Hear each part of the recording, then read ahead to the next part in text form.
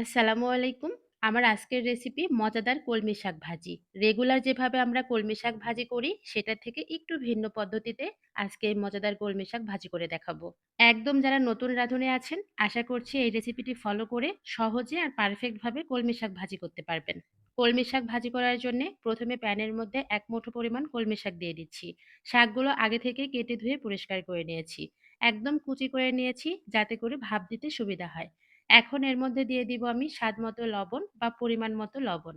কয়েকটা আস্ত কাঁচামরিচ দিয়ে দিচ্ছি আর একটা দিয়ে দিচ্ছি কোচানো আলু। আলু কিন্তু অবশ্যই ব্যবহার করতে হবে কারণ আজকে আমি আলু দিয়ে কলমি শাক ভাজি করে দেখাবো। ঢাকনা দিয়ে ঢেকে ৭ থেকে ৮ মিনিটের মতো ভাপিয়ে নিচ্ছি। আর এই টাইমের মধ্যেই কিন্তু শাক একদম কমে গিয়েছে আর আলু ৮০% এর মতো সেদ্ধ হয়ে গিয়েছে। যে পরিমাণ পানি আছে এই পানিটা এখন ভেজে, ভেজে শুকিয়ে নিতে হবে। ঢাকনা দিয়ে আর ঢেকে দিব না। তাহলে কিন্তু শাকের যে সবুজ কালারটা আছে, এই কালারটা নষ্ট হয়ে যাবে। আমি একটু আলুগুলো ভেঙে, ভেঙে দিচ্ছি যাতে করে শাকের সাথে আলু একদম সফট হয়ে যায়। আলু আর শাক ভালো করে ভাপানো হয়ে গিয়েছে। এখন আমি শাকের মধ্যে বাগার দিয়ে দিব। শাকগুলো অন্য পাত্রে ঢেলে নিয়েছি। ওই কড়াই আমি চুলায় আবার বসিয়ে দিয়েছি।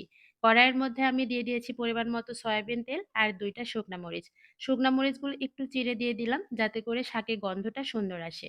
শুকনা মরিচ ভালো করে ভেজে নিয়ে এখন এর মধ্যে দিয়ে দিচ্ছি ১ মুঠো পরিমাণ রসুন আর ১ মুঠো পরিমাণ পেঁয়াজ কুচি।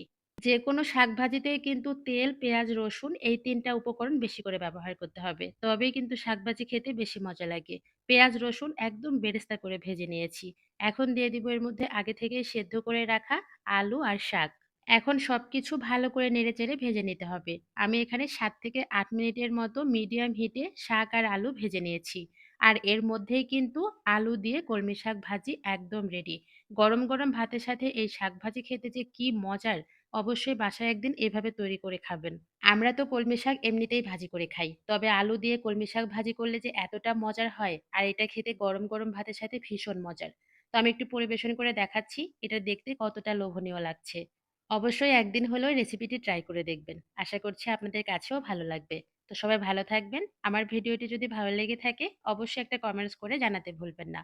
Thanks for watching my video. আল্লাহ হাফেজ। আসসালামু আলাইকুম।